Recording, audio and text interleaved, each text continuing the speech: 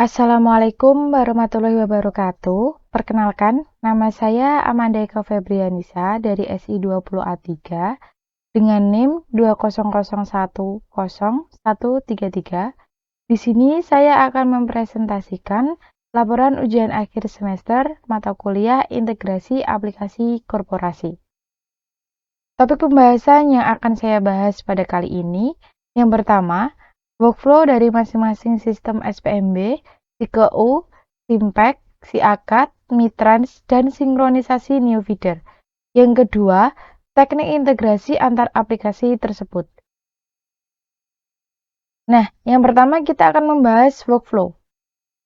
Workflow dari SIMPEK atau sistem kepegawaian dimulai dari admin SIMPEK login ke sistem, kemudian admin SIMPEK menginputkan data jabatan, lalu admin SIMPEK menginputkan data pegawai seperti NIP, nama, tempat lahir, tanggal lahir, nomor telepon, email, kategori pegawai, dan NIDN.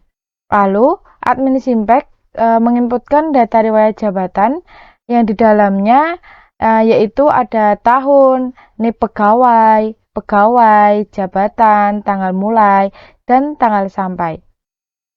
Lalu di workflow SIAKAD atau sistem akademik dimulai dari admin SIAKAD login ke sistem, lalu admin SIAKAD inputkan data angkatan di sistem, menginputkan data jenjang pendidikan di sistem, lalu menginputkan data kurikulum di sistem, kemudian menginputkan data mata kuliah di sistem, menginputkan input data mata kuliah kurikulum di sistem, lalu menginputkan data program studi di sistem, dan yang terakhir, admin SIAKAD menginputkan data satuan pendidikan dan data user di sistem.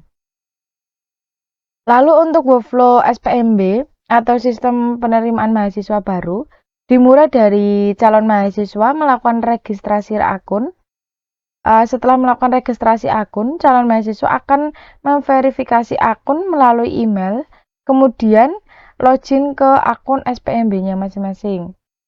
Lalu admin menginputkan rules pendaftar ke sistem. Kemudian admin SPMB akan menambahkan permission dan memberikan rule pendaftar ke permission formulir pendaftaran. Setelah itu, admin akan menambahkan periode dan mengaktifkan periode di sistem. Setelah itu, calon mahasiswa melakukan pendaftaran dengan mengisi formulir pendaftaran di sistem. Setelah mahasiswa atau calon mahasiswa melakukan pendaftaran, admin akan memberikan hasil seleksi. Setelah admin memberikan hasil seleksi, calon mahasiswa akan mengecek hasil seleksinya di sistem, dan mahasiswa juga akan mahasiswa yang lolos itu akan mengecek tagihan pembayarannya di sistemnya. Nah, setelah calon mahasiswa mengecek tagihan pembayaran di sistem, calon mahasiswa akan membuat billing untuk membayar tagihan tersebut. Setelah membuat billing, calon mahasiswa akan melakukan transaksi pembayaran tagihan melalui sistem SPMB. Nah, untuk workflow SIKEU atau sistem keuangan, dimulai dari admin SIKEU login ke sistem, kemudian admin SIKEU menginputkan data COA dan biaya, lalu admin menambahkan data billing atau tagihan ke sistemnya calon mahasiswa. Kemudian setelah calon mahasiswa melakukan pembayaran, admin mengecek status pembayarannya, lalu menambahkan data pembayarannya ke data transaksi. Kemudian ada workflow Mitren. Workflow Mitren dimulai dari sistem SIKEU itu memberikan tagihan pembayaran ke sistem SPMB calon mahasiswa.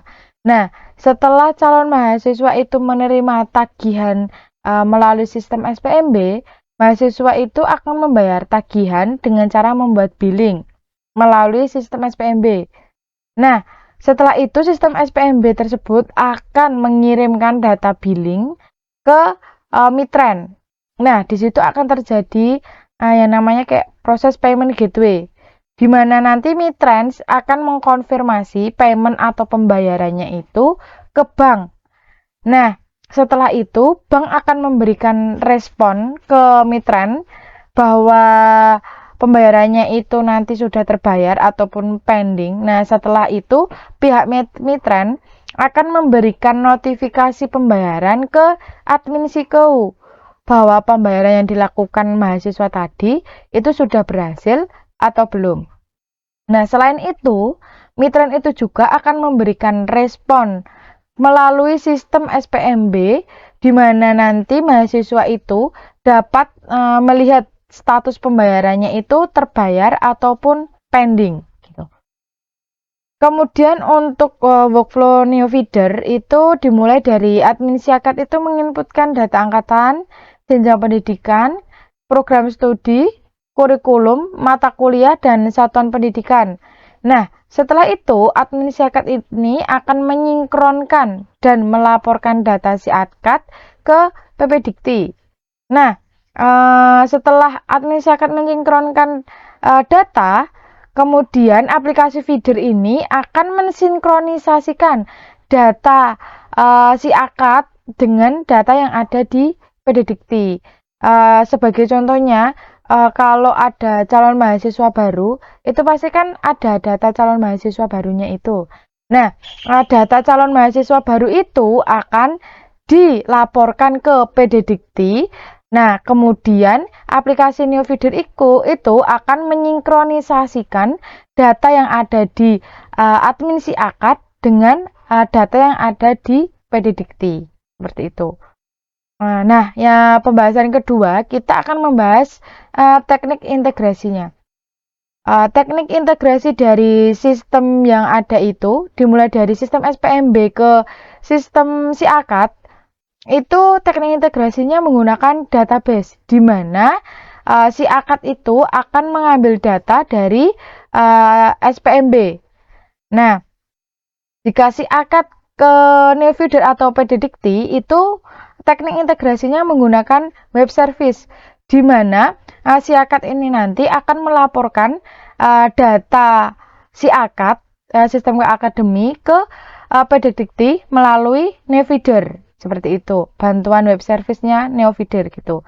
Nah, jika Siakat ke Simpek, teknik integrasinya ini menggunakan database, di mana Simpek itu nanti akan mengambil data dosen dari Siakat. Nah, sedangkan SPMB ke SIKEU itu nanti proses atau teknik integrasinya itu nanti menggunakan bantuan web service.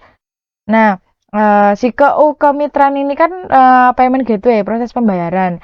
Nah, teknik integrasinya ini menggunakan web service gitu.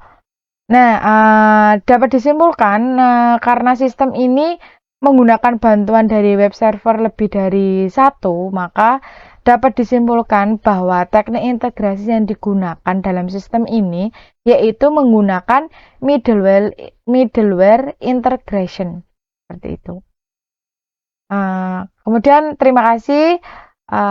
Sekian penjelasan atau presentasi dari saya. Apabila ada kesalahan kata, mohon dimaafkan. Akhiri salam.